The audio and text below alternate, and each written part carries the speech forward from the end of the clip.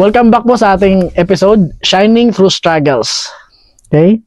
Faith and Purpose as a Student. Dito po sa Bright Talks, where light meets life. Alright, welcome sa ating mga bisita ngayong araw na to. Alright, let's proceed to the third question. Do you believe that being a student ay calling din ito ng Diyos? Why and why not? For me, yes. Calling to ng Panginoon. Kasi ito yung learning ba? Kasi learning is everlasting. Oh, good. Wow. Knowledge is everlasting. Sabi nga ni Aristotle is, knowledge is an action, not a knowledge lang. Parang action is, parang ina-apply mo. Hindi siya yung parang i-stack lang na alam mo nga lang. So for me, yes. Kasi ito yung parang learning ground ko na matuto, lumago. So I can do things na matututunan ko and kaya ko ibahagi sa iba. Parang yun ang akin. Yeah. Aristotle, no? Meron siyang pet eh. Spanish turtle.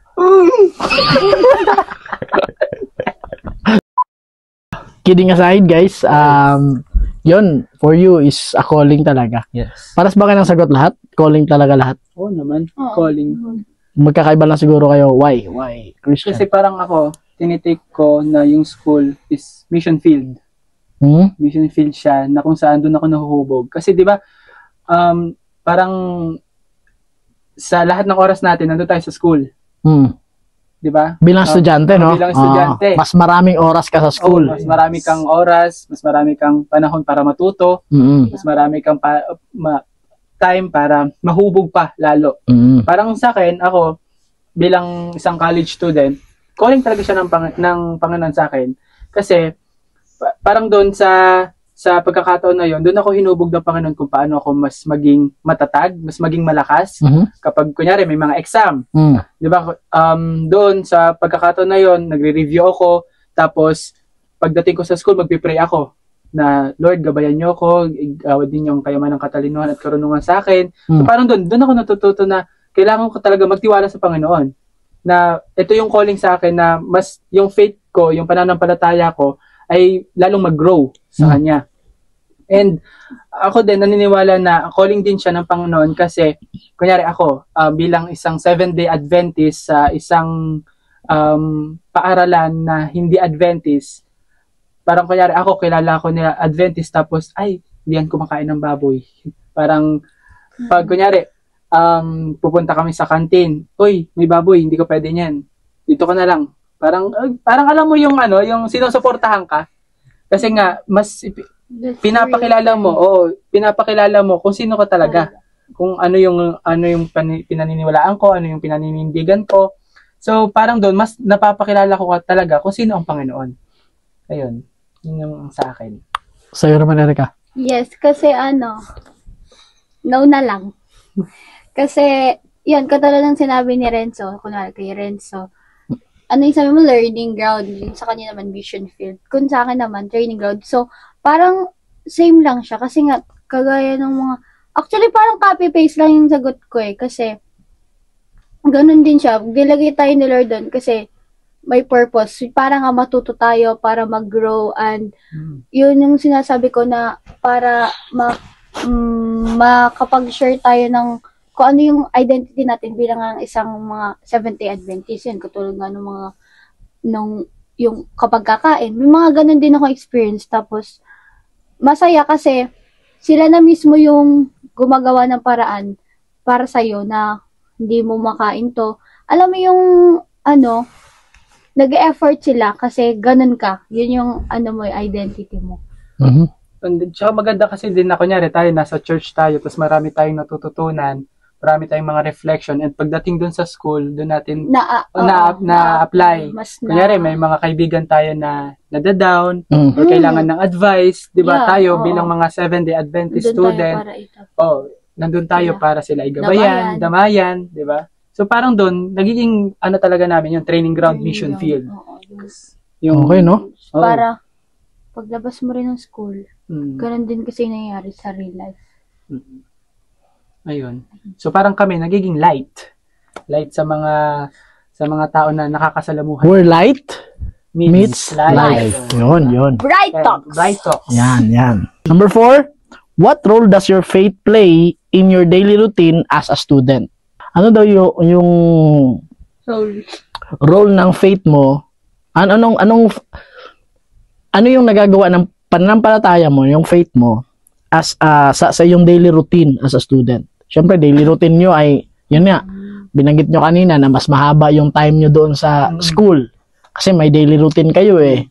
Pumupunta siguro kayo sa library. May nagka-cutting classes ba sa inyo? Ay, wala. Hindi na uso yun. Hindi na uso yan. Siguro yung panahon mo pa, TLJ, uso pa siguro cutting classes doon. Yung panahon na? May mga kasama mo mag-cut. Yung mga kasama ng Dota. Yun, mga batang 90s dyan. Panahon Yes. natin, nauso yung mga ano. Panchong. Tumatalon. Oo, mga... Anyways, sige. Ano yung mga daily routine nyo na napapakita yung inyong faith? Ako, simula pa lang talaga, pagising ko ng umaga, mananalangin. Pray talaga. Yes. Kasi syempre, pag nanalangin ka, na Lord, sa maghapon na to, maging productive ako, na ano man yung mga pagdaraanan ko, alam kong hindi mo ako iiwan kasama kita. Kasi yun yung faith ko. Yun yung parang mina-mindset ko sa sarili ko na ano man ang gawin ko, saan man ako pumunta, alam kong kasama ko ang Panginoon. So parang doon, yun yung role ng faith ko napakalaki. Parang tinuturing ko na rin siyang parang press button. Sa pamagitan doon, ng ganung mindset, conscious ka kung saan ka pupunta, kung anong gagawin mo. Since kayo ay mga lalaki, syempre si Erica ay babae, magkaiba eh. Mas mabilis, mas emotional kasi ang babae. Sa'yo naman, Erica, madalas bang... Napipindot si anger. Ay, anger. Kung saan yung sa'yo? Press button, Press faith button. ko. Ano? Faith, niya. syempre. Sa anger daw. Magagalitin ka talaga pala? Saan mo nakukuha yan? Sa'yo. How about you, Enzo? Anong mo? Siguro, yun nga, katulad lang din ng kay Tito Christian, before mag-start ng araw and before mag-end, yun. Before din mag-end ng araw ay prayer talaga. Yun talaga yung pinanghawakan sa buong maghapon. Prayer and pagbabasa ng Bible. Ikaw naman. Sa akin, oo, given yung magpe-pray ka talaga, given yun na minsan kapag nakalimutan mo talaga yun, medyo, parang, pipindit mo sa anger. Ganun. Pero kapag, ako kasi, nung may pasok pa, tsaka talaga, nagpe-pray, kung hindi ako magpe-pray, minsan si ama ko naghatid sa akin. So, yun. Doon pa lang, pinagpe-pray ko na yung magiging araw ko sa school is magiging okay. Ako naman po ay medyo nakokontrol ko pa yung anger ko kapag nasa school talaga ako. Kapag yung mga kasama ko is yung kailangan kong i-control, mga ganon. Tsaka sa mga nakakilala po sa akin, mabilis po talaga ako mairita kapag makulit eh. So, yun, inaano ko pa siya, pinagpe-pray ko rin siya na kapag minsan sa araw na to, dapat ganito yung, katulad sabi mo, dapat yung maging productive yung araw mo, so dapat ganito yung magiging, control mo dapat yung emotions mo, yung actions mo, ganun. So, nakakapag, yung faith natin, kasi minsan, may isip mo rin na, ito ba yung character ni Lord? Ito ba yung dapat may apply mo sa sarili mo, di ba? Pero, sa tulong ng Panginoon, I hope and I pray that pa naman ako, bata, and magkakaroon pa ako ng mas maraming experience, and I hope and I pray na mas mag-grow pa po ako. Through that emotions and struggles na hinaharap ko sa buhay. Alam mo, parang si sumagot siya. Para siyang, may napapansin kayo guys, para siyang si Fiang. Para kang si Fiang pag sumagot ka. Para pang BBBPP ka. BBBBB. Dami. Bakit naman si Piang? Okay. Pindot na naman si anger. Alright, thank you guys sa inyong mga sagot. Well, thankful dapat tayo na meron tayong faith. Actually, lahat ng tao may faith. Kaso lang, magkakaiba ang culture. Kasi, pagdating sa faith, yes, para-paras lahat ng tao, actually, generally, lahat ng tao may faith. Magkakaiba lang tayo ng culture. At yung culture na yon, yun yung nagpaparoot ng ating values. So, depende sa kung anong kultura mo bilang ikaw, dun lalabas yung values mo. Sad to say, na kapag lalabas yung values mo, dun yun i-connect sa faith mo. 'Di ba? Magkakaiba tayo kayong tatlo, magkakaiba ng pinanggalingan, of course, magkakaiba ng culture. Magkakaiba kayo ng paniniwala sa buhay. Okay? Although na the same tayo na may faith tayo sa Panginoon, pero yung paniniwala, yun yung sasabi yung culture. Kaya be conscious na lang bilang a student. Pinakamaganda yun, maging conscious tayo sa ating mga galaw. No. Then number 5, how do you stay strong in your values? Ito na nga, sinabi na nga dito. How do you stay strong in your values when surrounded by peer pressure? Yung, alam yung peer pressure? Yung parang hindi ka belong.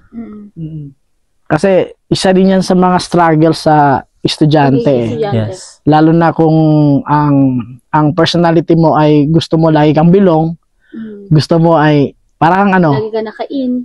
Oh, parang may kilala kong ganyan. Yung parang parang Lagi ka dapat sa trend. oh, yung bida-bida ba? Parang Bida. ba't nakatingin kayo eh?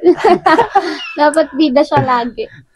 The peer pressure, seriously, yan yung isa sa mga maraming mga estudyante na naliligaw diyan. Naliligaw, nawawala na ng ganang mag-aral, nawawala ng alam mo yon na sa klase hindi na participative kasi Participative. because of peer pressure. So, how do you How do you stay strong in your values? Sa pagiging isang Seventh-day Adventist. naman. Ganun, diba? Yes, hindi lang pagiging Seventh-day Adventist, kundi pagiging ikaw bilang Kristiyano, bilang tao, values mo. As what I've said, faith, culture, values, ito yung nagmumold sa ating attitude kasi. Kasi syempre sa isang, kunwari sa buong section mo, sa mga kaklase mo, gano'n. Syempre, iba-iba kayo, di ba? Kaya nga, iba-iba yung kultura nyo. Yan, katulad kami, iba-iba. Mahirap siya as a student, lalo na nga kung magkakaiba talaga kayo ng personality, di ba? Personality ng mga klase mo, kung dapat, kasi nga, kung gusto mo makain, kung dapat ganun siya, ganun ka din. Di ba? Kasi, parang, kung gusto mo, anong ginagawa niya, gusto mo rin yung ginagawa mo dahil sa peer pressure.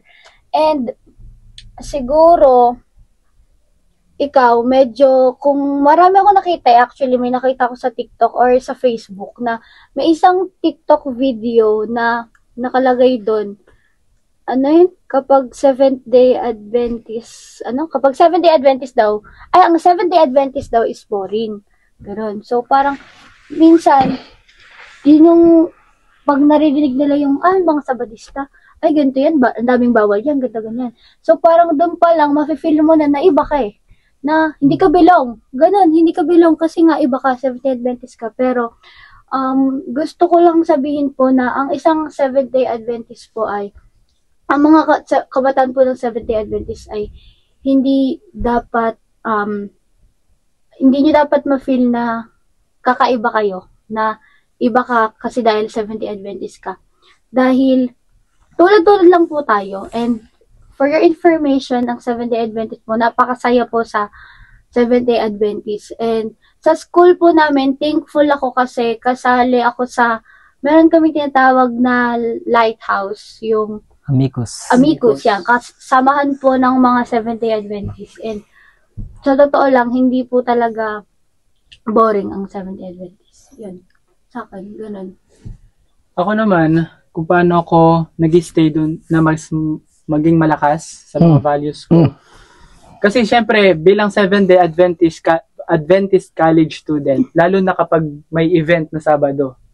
Doon nasusubok. Doon nasusubok, sabi. Kunyari, ako, merong event sa school, tapos umattend ka man lang, kahit isang beses lang.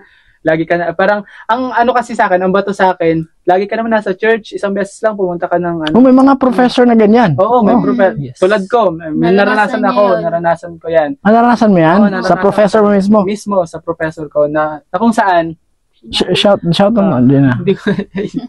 Na kung saan, kasi, isang subject ay Saturday class, and prof ko siya, Hindi talaga ako attend ng kahit once, isang beses sa kanya.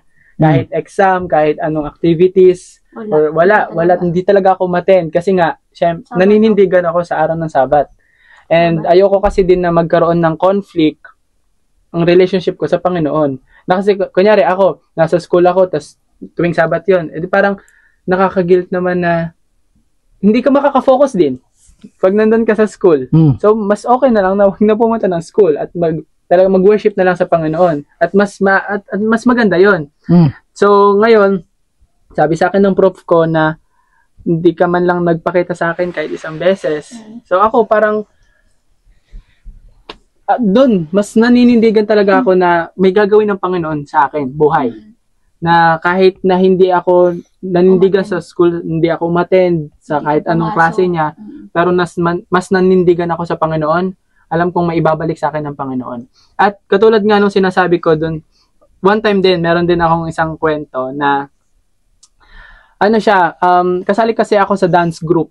Dance group ng school. Dancer ka rin pala. Sample. Yung gumaganyan-ganyan.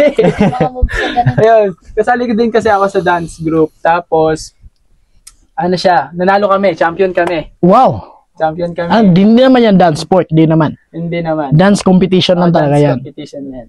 Yung gumaganon-ganon nga. Oo, yan. Ganon. So, syempre, pinaghirapan namin yan eh. Nag-training kami, ilang late nights ako umuwi. Anong oras na? Alas 12, 11, tapos galing pa akong Dasma. So, yung pagod ko na yon, sobrang pagod. Tapos, kinabukasan, ang aga ko kasi nga, kunyari, competition na, ang call time is alas 4, alas 5. So, kailangan kong bumiyahe ng alas 2 ng madaling araw. Kasi Mendes ako eh. So, 2 hours or 1 hour and 30 minutes ang biyahe. So, pagdating ko doon, di pa rin nag-start. Wala pa naman sila. Ang aga ko. Tapos, syempre,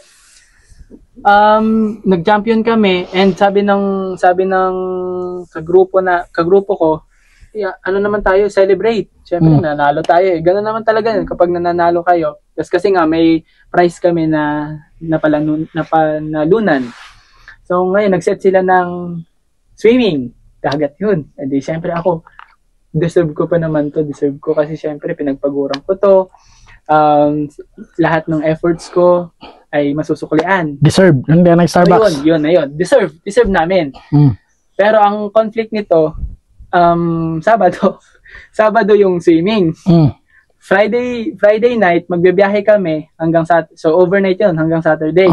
Syempre, umaten ka. Syempre. Pumunta siya. Pumunta ako nun. Pumunta ako nun kasi ang isip ko nun, bukod sa deserve ko, uuwi naman ako ng Saturday ng umaga. Para magsimba. Parang sasama lang ako sa kanila para makisama. Kasi nga, audio ka niyan. Isang beses lang. Nanalo naman tayo eh. Ganun naman. Parang yun yung inaano sa akin. Minamindset nila. Once lang naman eh. Mag-sorry ka na lang kay Lord, sabi nila sa akin. At tapos, ngayon, pagdating namin doon sa venue. Siyempre, di ka nag-sorry, di ba? Nag-sorry talaga ako. Tapos, pagdating ko doon sa venue, hindi ko alam na ang layo pala noon. Ang layo. Hindi. Bicol? Hindi.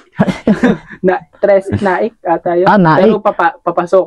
Papasok yun. Di ba, sabi ko, uwi ako ng umaga ng Saturday, walang sasakyan palawas. Ay, sabi ko, na-stuck na lang ako. Tapos, sabi, nag-sorry talaga ako sa Panginoon noon. Lord, sorry po. Ako yung ginagawa nila ng divine na ako nandun, nagsiswimming. Tapos, habang pag-swimming ko, baka malunod ako. Kasi nga, nandun yung guilt eh. Ako prof mo, syempre, i-quote ko yung pangyayaring yun. Hindi naman kinote. Yung prof mo. Hindi naman. So, parang doon, sabi ko sa sarili ko, ayoko nang gawin yun. Parang, nakaka-guilt na sa sobrang daming ginawa sa akin ng Panginoon na kabutihan, tapos ganun yung sinukuli ko sa Kanya. Parang, ang sakit naman nun sa Panginoon, di ba? So, ako ngayon, mas naninindigan na ako na ano man ang sabihin ng ibang tao na kahit kesyo ganyan na isang Sabado lang naman, mag-sorry ka na lang. Hindi, okay, ayoko na. Kasi nga, naranasan mo na. Naranasan ko at iba yung guilt. At iba yung nandun ka, tapos maaalala mo yung mga ginawa sa'yo ng Panginoon. Di ba? Tapos, ganun ay susukli mo. Parang, ang sakit naman nun. Paano kung sa'yo yung gawin, di ba? So, ayun, yun yung sa akin. Mas naninindigan ako ngayon. Mas lumulutang yung values mo, Oo. tol, na pressure, parang ganun. So, for me naman, siguro, medyo maano siya kasi since introvert po ako. Yan, introvert ako. Ay, ganun? Introvert ka? Introvert ako. So, kung ano ko, ito lang ako. Parang, kung kayo yan, ito ako. Kung, kung kayo yan eh. Pero kung makikisama ako, pero hanggang sa kaya ko lang. Hindi ko siya ipipilit na makikibilong ako doon na ang dami ng pagsimba ng Saturday, hindi. Kung hanggang kaya ko lang, makikisama ako sa inyo. Kaya nga sabi, faith plus purpose is, strength to stand firm. So, stand firm ako dito na magsisimba ako tuwing Saturday. Kayo bahala kayo dyan kung magagala kayo. Basta ako dito, magpapahinga ako ng Saturday, magganyan ako. Kasi madami din nag-aaya sa akin tuwing Saturday. Oh, marami talaga. Dami. Sa itsura ko pa lang. Kahit marami nagayaya sa akin eh. Friday, yung mga Friday nights. Anong yaya? Paano yaya? Okay. Okay na. So, lalo na yung mga Friday nights. So, Friday night na lang tayo since Saturday pa naman yung ano mo. So, di ba nga sa ating mga Adventists, nag-i-start ang araw natin ng 6 p.m. Nagdadaw ng 6 p.m. uli. So, for me, parang iniisip ko Friday night. So, parang Saturday na din yun. Parang pag sumama ako, nandun na din yung guilt na hindi ako nakasimba ng Vesper, ganon. Parang ang hirap sumama. Pero, mas nakaka-guilt pa yung maggala ka ng Friday night kaysa magstay ka na lang sa bahay eh. Kung kunyari yung mga nakikisama ka, nagsasaya ka pa dun sa mga kasama yung mga tropa mo ng mga Friday night. Kaysa nandun ka na lang sa bahay, nagbabasa ng Bible o kaya nag-aaral ng lesson. Parang mas nakaka-guilt pa yung ano eh. Kahit hindi siya Saturday. Nagkukod. Mas nakaka-guilt pa rin yung ano no.